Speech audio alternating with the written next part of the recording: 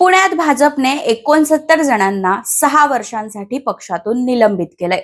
पक्षशिस्त भंग केल्याचा आरोप करत भाजपने ही कारवाई का केली तेच मी या व्हिडिओत सांगणार आहे.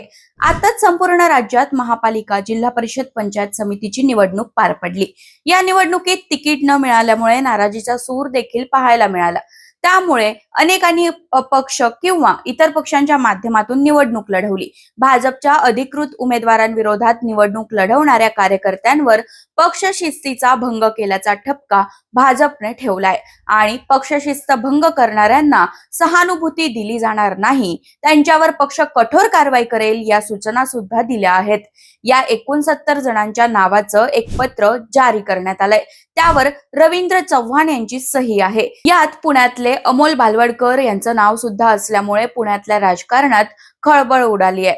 अमोल बालवडकरांनी अजितदादांच्या राष्ट्रवादीतून पुणे महापालिका निवडणूक लढवली होती आणि त्यामुळे त्यांना सुद्धा या कारवाईला सामोरं जावं लागणार आहे. पुढील 6 वर्षांसाठी पुण्यातील या 69 जणांना भाजपमध्ये नो एंट्री असणार आहे.